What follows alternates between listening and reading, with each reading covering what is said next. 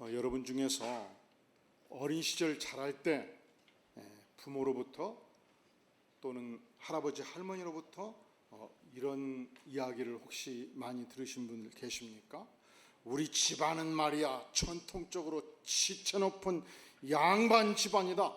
항상 예의 바르게 행동하고 어르신들 만나면 언제든지 인사하고 집안에 해를 끼치는 일은 하지 말거라. 그런 얘기 들으신 분들 계셔요?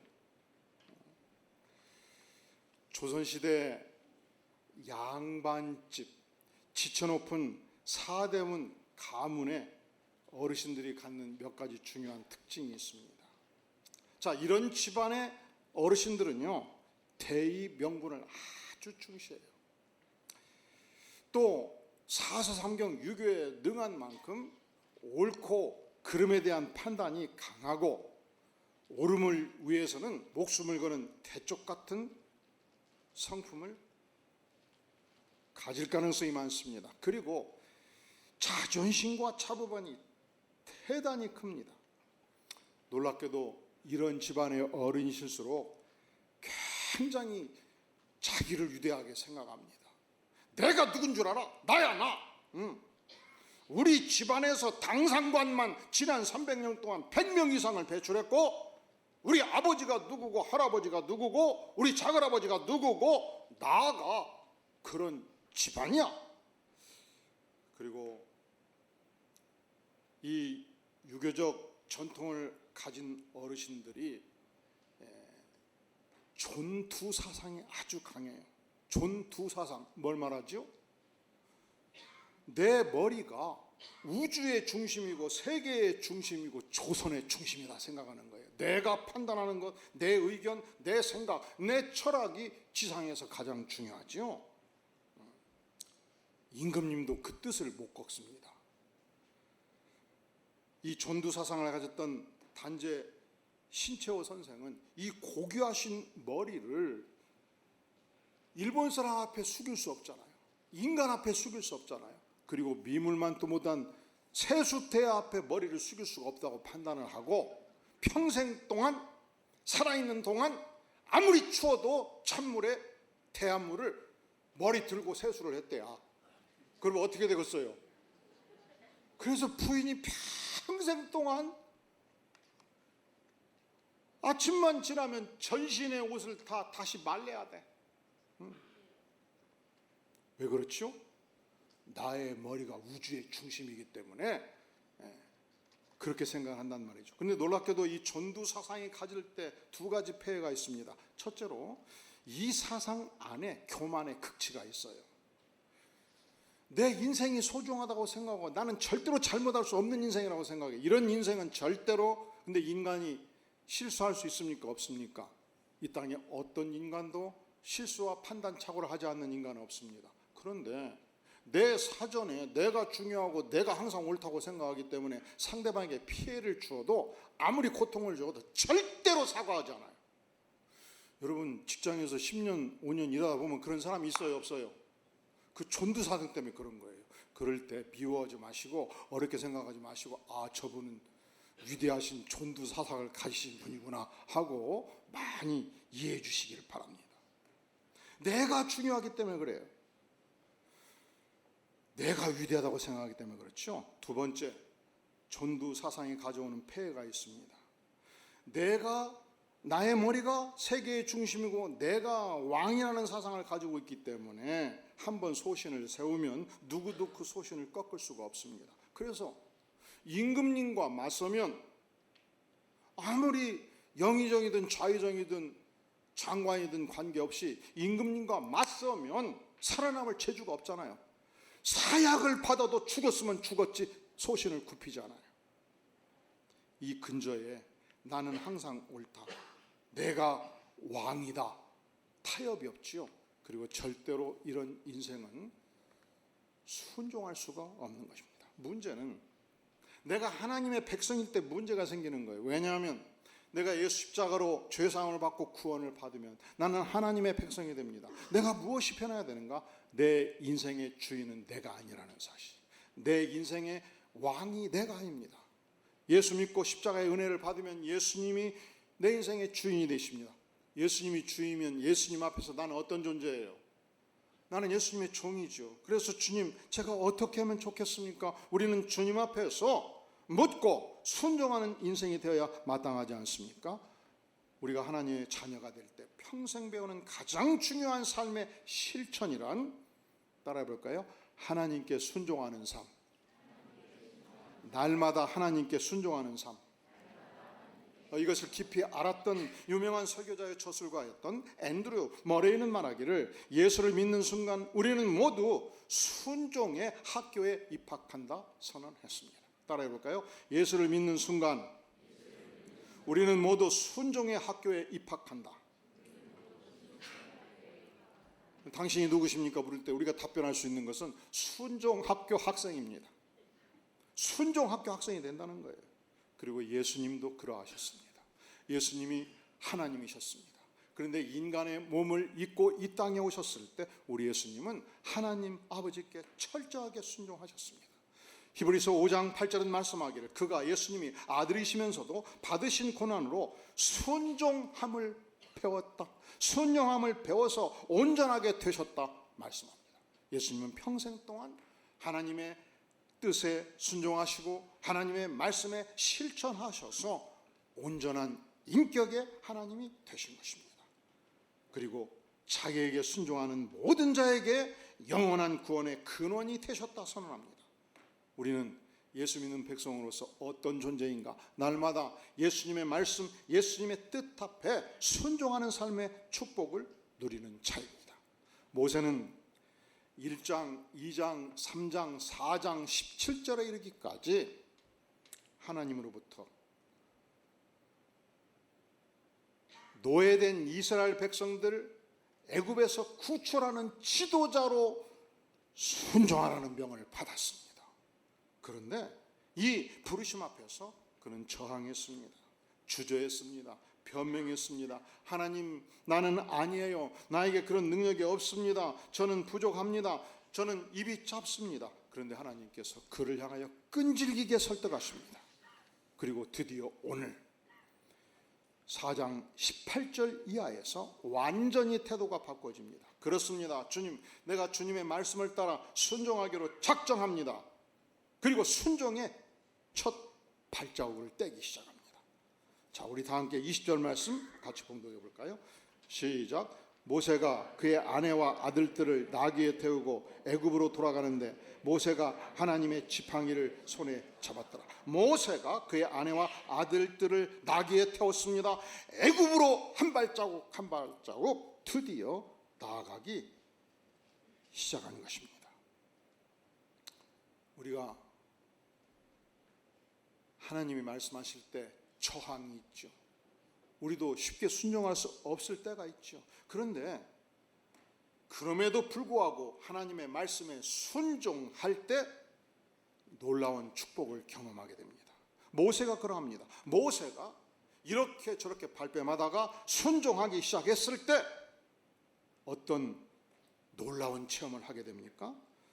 그가 순종하기 시작했을 때 인생의 대로가 열린 것입니다. 형통한 길을 하나님께서 열어주신 것입니다. 그는 무려 40년 동안 미디안 광야에서 그 지역의 거부였고 권세가였던 장인 이드로의 모든 재산을 관리했고 양떼들을 관리하고 있었습니다. 그런데 40년 동안 관리한 만큼 그 땅을 떠나서 동족 히브리 민족이 있는 애굽으로 들어갈 때 장인 어른의 허락이 필요하겠어요? 필요 없겠어요? 어떤 분은 그럽니다. 하나님으로도 명 받으면 누구와도 협의하지 않고 즉각 실행에 옮기는 분이 있습니다. 그런데 40년을 충성했는데 어찌 그날 떠날 수가 있겠습니까? 그가 장인 어른 앞에 쭉 엎드립니다. 그리고 간청을 하지요. 어떻게 간청합니까? 18절 시작. 모세가 그의 장인 이드로에게로 돌아가서 그에게 이르되 내가 애굽에 있는 내 형제들에게로 돌아가서 그들이 아직 살아있는지 알아보려 하오니 나로 가게 하소서. 이드로가 모세에게 평안히 가라 하니라. 장인 이들에게 나아갔습니다. 그리고 요청합니다. 그는 감히 자신도 이해하지 못한 상황이었기 때문에 이 100만 명 이상의 이스라엘 백성들을 노예된 상태에서 이끌어서 자유의 백성으로 만드는 일로 하나님께 부름 받았다. 이 엄청난 일을 장인한테 고백할 수 있는 입장이 아니었습니다. 그는 단순히 장인어른이시여 내 형제들이 있는 곳으로 돌아가겠습니다. 그들이 살아있는지 확인하러 가도록 도와주시옵소서, 이렇게 표현하고 있지 않습니까? 그때 장인어른이 이렇게 말하진 않았어요. 너가 40년이라는 긴 세월 동안 충성했는데 이제 나는 인생 마지막을 향해서 가는데 이 많은 땅과 이 많은 재산과 이 많은 양떼와 목동들 누가 관리할 수 있겠냐? 다 너의 것이다. 나는 손 떼겠다. 가지 말라. 이렇게 말하지 아니했습니다. 어떻게 말합니까? 따라해 볼까요? 평안히 가라. 평안히 가라. 그런데 사실은 평안히 갈 수가 없죠. 왜 그렇습니까? 그가 40년 전 애굽을 떠나올 때 자발적 의사로 떠난 것이 아니었습니다. 왜 떠났습니까? 나의 사랑하는 동족 히브리인 중에 한 사람이 애굽 사람에 의해서 혹독하게 학대를 받고 있었습니다. 매로 쳤습니다. 손으로 때렸습니다. 사람을 뒤집어 엎었습니다. 물고문을 합니다. 죽게 치는 거예요. 의분심이 이렇습니다. 아무리 우리 민족이 죄를 지었다 한들 이런 죄를 이렇게 맺힐 수가 있겠는가? 그가 자기 동족을 학대하는 애굽 사람의 멱살을 잡았습니다. 들어 올렸습니다. 한 대 쳐버렸습니다. 쓰러졌습니다. 가서 들여다보니까 이게 살았어요? 죽었어요? 죽어버린 거예요. 그래서 옆을 보고 뒤를 보고 아무도 없네. 잘 됐다. 땅 파서 묻어버린 거예요. 그리고 입 씻은 거예요. 그리고 궁궐을 들어갔는데 그는 양자된 황태자 아니었습니까? 궁궐 분위기가 심상해요. 심상치가 않아요. 이미 탄로가 나가지고 이 모세 수배령이 내리고 체포영장이 발부됐다는 사실을 알고 죽으라고 달려서 도망쳐가지고 애굽을 벗어나서 미디안 광야 깊숙이 들어가 버린 것입니다. 그러니까 그가 애굽으로 돌아올 때 두려움이 있겠어요? 없겠어요? 있지요. 그때 다시 하나님께서 모세에게 말씀하십니다. 뭐라고 말씀하십니까? 19절 시작. 여호와께서 미디안에서 모세에게 이르시되 애굽으로 돌아가라. 내 목숨을 노리던 자가 다 죽었느니라. 너에게 체포영장을 발부했던 검찰총장도 죽었고 너를 죽이려고 했던 황제도 죽었고 모든 권세자들이 세상 떴다. 안심하고 가라. 우리가 하나님의 말씀에 철저히 순종하면 하나님께서 반드시 인생의 대로를 열어주십니다. 형통한 길을 열어주십니다. 순종하면 절대로 망하지 않습니다. 흥왕하는 길을 하나님께서 직접 열어주십니다. 자, 순종하면 하나님이 인생의 대로를 열으시죠. 두 번째로 순종하면 하나님께서 순종하는 그 인생을 소중하게 귀하게 사용하십니다. 그 인생의 모든 도구들을 하나님께서 값지게 사용하십니다. 그러니까 모세가 아내와 함께 아들들과 함께 애굽으로 돌아갈 때에 하나님이 능력을 부여해 주신 하나님의 지팡이를 손에 굳게 잡고 걸어가지 않습니까? 이 지팡이를 던지면 뱀이 되고 뱀을 붙잡으면 지팡이가 되고 이 능력을 바로 왕 앞에서 보여주어라 말씀하시지 않습니까? 그러니까 우리가 하나님께 순종할 때 하나님이 내게 주신 재능, 내게 주신 은사, 내게 주신 취미 하나님께 드리면 하나님께서 고귀하게 사용해 주시는 것입니다. 할렐루야. 제가 우리 교우들과 대화하다 보면 그런 분들이 많으셔요. 하여간 지혜가 탁월하시고 해박한 지식들을 가진 분들이 많으셔요. 정치, 경제, 사회, 문화 어느 부분을 얘기해도 막힘이 없이 말씀하시는 분들이 계셔요. 그런 분들은 성경을 철저하게 독파해서 유년부, 초등부, 중고등부, 청년부, 교사로 하나님께서 쓰시겠다 그렇게 저한테는 말씀하시는데 여러분들은 지금 그렇게 말씀하시지 않으십니까? 할렐루야.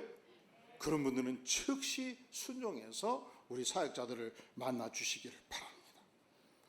너가 가진 것이 무엇이냐? 어떤 분은 그래요. 노래방만 가면 기가 막히게 노래를 잘합니다. 조연필, 이미자, 임영웅, 조수미, 양 불란서 샹송부터 이태리 칸소나까지 그냥 막힘이 없이. 근데 왜 예배드릴 때 입을 딱 다물고 있어요? 여러분 100명, 200명, 300명이 찬양을 하면 그냥 뚜껑 열리는 것입니다.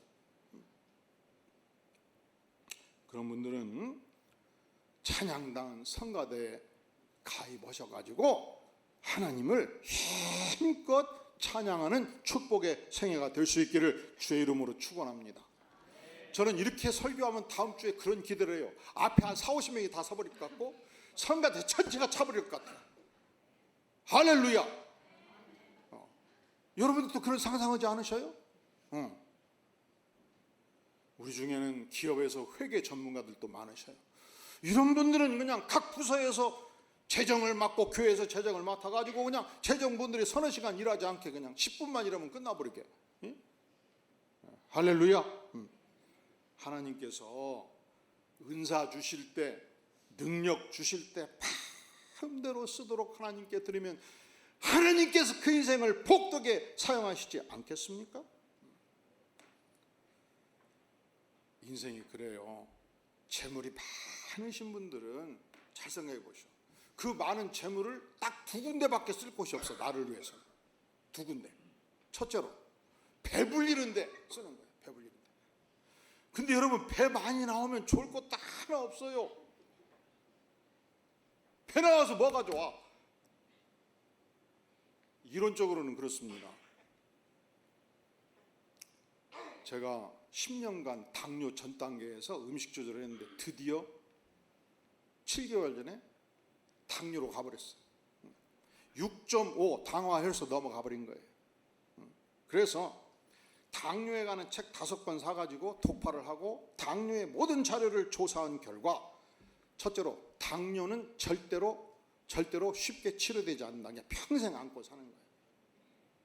당뇨 환자들은 잘 들으셔요. 절대로 치료되지 않는다. 예외적으로 치료된다. 저는 이 예외에 목숨 걸기로 작정한 거예요. 두 번째로 당뇨가 뭐냐? 당뇨는요 부자병이에요. 제가 워낙 부자라 당뇨 걸린 거예요. 너무 많이 먹어서 탄수화물이 당이 돼가지고 온몸에 꽉 차 있는 거예요. 뱃살에 꽉 차 있고 허파에 꽉 차 있고 간에 꽉 차 있고 모든 세포에 꽉 차 있어. 그러니까 밥 한 그릇을 먹으면 이게 다 당이거든요. 피 속에 당이 들어가요. 그래서 피가 당으로 꽉 차 있으니까 끈적끈적할 거 아닙니까? 인슐린이 세포야 문 열어라. 당 좀 넣겠다. 그러면 세포가 뭐래요? 나 충분히 당이 많다. 못 열겠다. 그래서 첫째로 평생 동안 죽으라고 운동해서 세포에 있는 당을 쫙쫙 뽑아내요. 아무리 피곤해도 운동을 해야 돼. 두 번째로 밥을 먹을 때 탄수화물을 세끼 24시간 세끼 밥 먹을 때 밥공기 2분지를 먹으면 안 돼. 그 밥도 3분지는 콩으로 넣어야 되고 잡곡으로 넣어야 되고 현미로 넣어야 되고 그렇게 10년 하면 될까요? 20년 하면 될까요? 죽을 때까지. 그 중에 1000명 중에 한두 명 치료가 돼요. 근데 저는 1000명 중에 한두 명에 들어가기로 작정을 한 거예요. 잘했어요? 잘못했어요? 그러니까 왜 사는가를 모르겠어. 여러분 놀라지 마셔요. 도시락도 싸갖고 다녀. 그렇게 누가 초청하면 딱 봐서 보니까 곰탕집으로 간대요. 곰탕집은 그리고 밥을 먹을 때 세 번째 무조건 3분의 2는 야채와 살코기로만 먹어야 돼. 왜 그러냐? 처음 먹을 때 밥 한 그릇을 먹으면 그게 즉각 피 속으로 당이 들어가고 꽉 차가지고 세포가 열어주지 않으면 혈당이 높아갖고 문제가 생기는 거예요. 그러니까 먹을 때 야채와 단백질이 없으면 달걀 서너 개 먹으면 돼요. 3분의 1을 야채와 단백질로 꽉 채워놓으면 그 다음에 어떤 경우도 밥 반 공기 이상을 안 먹으면 돼요. 그러면 그 다음에 반 공기 밥이 들어가도 섞어져 갖고 한꺼번에 혈당이 높게 올라가지를 않단 말이죠. 그것을 한 열흘만 하면 돼요? 한 달만 하면 돼요? 1년만 하면 돼요? 죽을 때까지. 그러면 마지막 죽을 때 치료되었다 할지 몰라요. 그런데 놀라지 마세요. 저는 새끼 24시간 죽을 때까지 그렇게 살기로 작정을 했습니다. 그러니까 초청을 했는데 곰탕집 간다. 곰탕집 가면 국물하고 밥 한 그릇 안 먹을 수가 없어. 그리고 국물 속에 고기 몇 점밖에 없고. 그래서 야채 수프를 끓여가지고 가지고 그 집을 가는 거예요.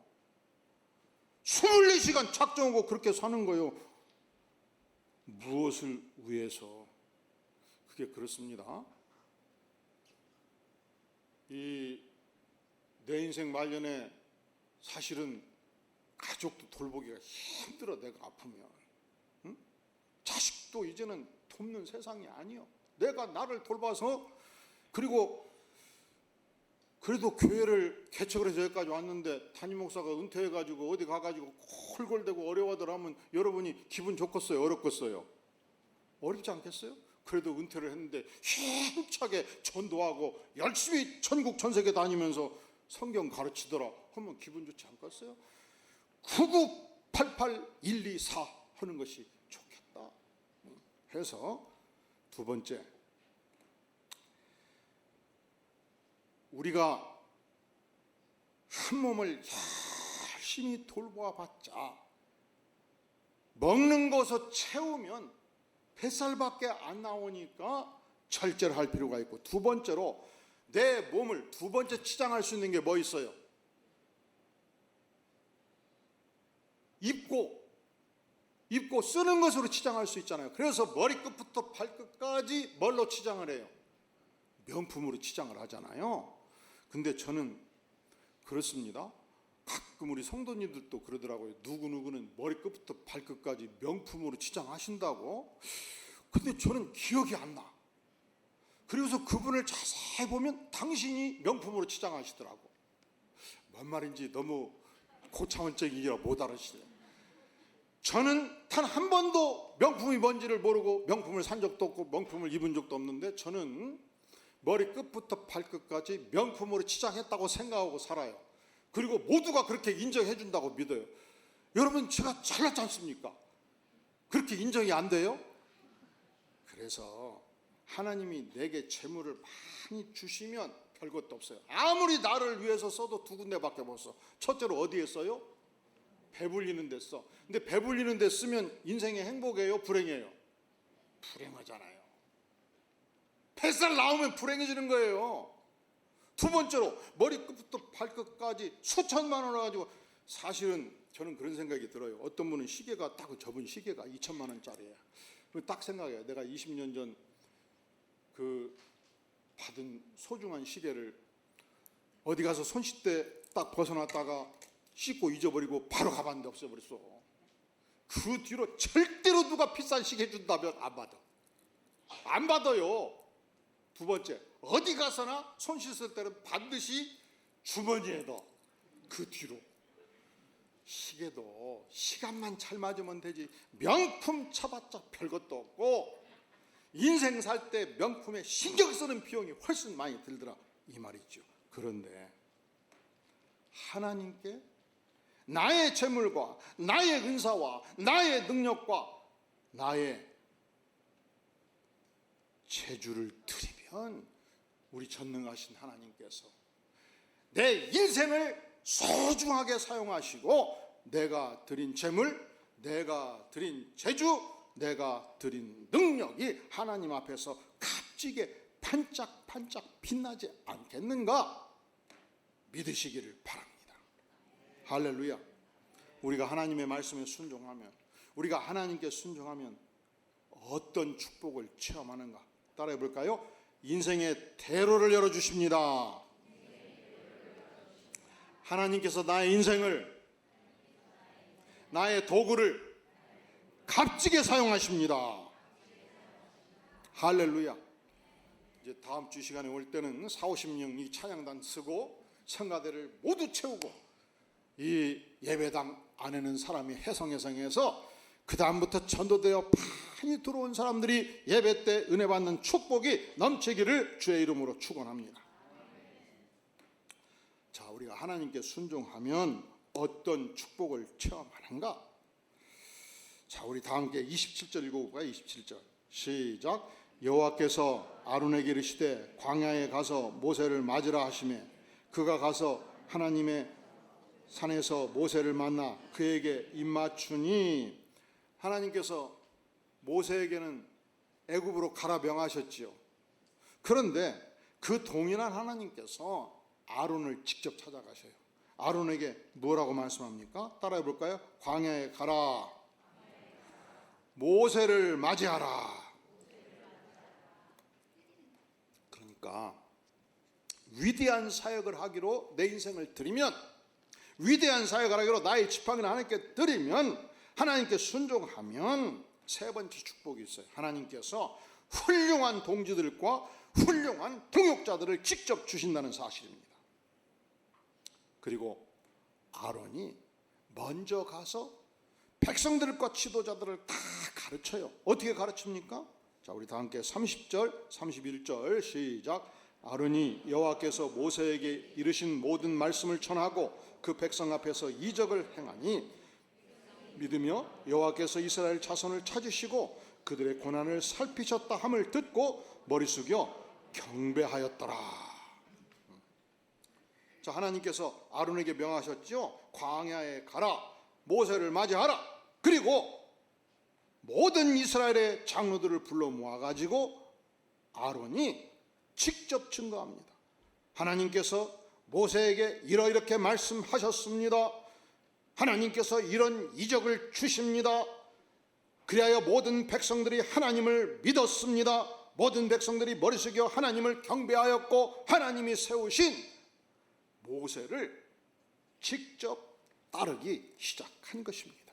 그런데 원래 히브리 백성들이 다 그런 것은 아니었죠. 40년 전 모세를 고발했던 자들이었습니다. 모세를 배신했던 자들이었습니다.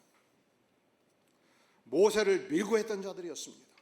그런데 아론을 앞장 세우셔가지고 회복시켜 주셨습니다. 내가 먼저 하나님께 순종하면 배신자도 편해서 동지가 됩니다. 원수도 편해서 동역자로 바꿔주십니다. 내가 먼저 깨지고 내가 순종하면 하나님께서 위대한 사역을 하는 위대한 동역자도 직접 세워주시는 전능하신 하나님, 이 하나님을 믿으십니까? 호세 카레라스라는 유명한 테너 가수가 있습니다. 세계 3대 테너 가수 중에 한 사람이죠. 그가 41세 때 오페라 라보엠을 연습하다가 쓰러져요. 병원에 실려갑니다. 백혈병으로 판명되었습니다. 오래 못 산다는 것입니다. 절망적이었습니다. 머리카락이 다 빠졌고 손톱과 발톱이 다 빠지게 되었습니다. 아, 이러다가 내 인생 죽는구나 하는 순간 구약의 히스기야, 어린 시절 들었던 히스기야의 스토리가 기억이 났습니다. 그리고 엎드려져서 하나님께 기도하기 시작했습니다. 하나님, 만약에 하나님께서 저를 살려만 주신다면 이제는 나의 명예를 위해서 노래하지 않겠습니다. 오직 하나님의 영광만을 위해서 찬양하겠습니다. 오직 하나님께만 순종하며 살겠습니다. 그리고 심기일전에서 투병하기 시작을 했습니다. 그를 아꼈던 팬들이 전 세계에서 전국에서 뜨겁게 기도하고 격려했습니다. 긴 세월 드디어 암을 이기고 재기에 성공한 것입니다. 그는 말합니다.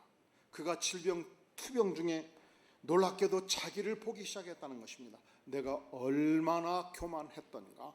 인간이 그래요. 인간이 어느 분야에서 하여간 한 영역을 이룬 사람들은 겸손한 것이 불가능해. 왜냐하면 수십만 명을 뚫고 1등을 한 사람들 아닙니까? 인간이 그 교만을 이길 힘을 갖고 있질 않아요. 그런데 병에 걸려서 죽게 되니까 자기를 보게 되는 거예요. 아, 내가 교만했다. 내가 인기와 명예를 탐했다. 그래서 하나님의 은혜 앞에 하나님이 거두시면 인생이 끝나는데 주님, 제가 너무 교만했습니다. 이 자신의 교만이 물같이 깨어지고 쏟아지게 된 것입니다. 그리고 결심을 해요. 하나님, 제가 이 고난을 통과하면 오직 하나님의 영광만을 위해서 살겠습니다. 오직 하나님께 순종하기로 작정합니다. 그리고 이런 글을 남깁니다. 저는 이 백혈병을 통해서 두 가지가 변화하였습니다. 첫째로, 나보다 남을 생각하는 사람이 되었습니다. 남을 희생시키고로서도 내가 살겠다는 이 세상에서 나보다 남을 생각하는 사람으로 변신하게 되었습니다. 둘째로, 나보다 하나님의 영광을 생각하는 사람으로 변하였습니다.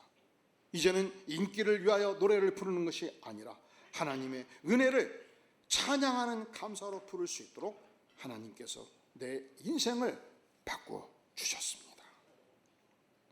그리고 그는 하나님께 기도하면서 너가 백혈병에서 구원받았지 않느냐, 백혈병 환자들을 도우라 말씀하실 때 그가 연주로 받는 모든 수입을 쏟아 부어서 백혈병 연구병원을 건립하고 후원을 하기 시작을 했습니다. 한 성악가가 하나님의 은혜를 깨우치고 하나님께 순종하기 시작했을 때 위대한 사역을 이루게 된 것입니다. 순종은 인생 최대의 축복입니다. 순종은, 하나님을 향한 순종은 인생의 최대의 미덕입니다. 순종할 때 형통의 길이 열립니다. 순종할 때 기적의 지팡이를 얻습니다. 순종할 때 하나님께서 위대한 사역을 일으키시고 아름다운 통역자들을 우리에게 허락해 주십니다. 하나님께 온전히 순종해서 축복의 인생이 되기를 주의 이름으로 축원합니다. 기도합니다. 영광의 주님, 그렇습니다. 오직 하나님께, 하나님 말씀에 순종해서 하나님 인생의 대로가 열리기를 원하고, 하나님 내 인생과 나의 가진 모든 도구가 하나님께 선하게 쓰임받기를 구하고 순종함으로 위대한 통역자들과 아름다운 사역을 하는 복을 누리기를 구하오니 주님, 예배하는 모든 백성들에게 이 축복을 넘치게 부어 주시옵소서. 예수님의 이름으로 간절히 기도하옵나이다. 아멘.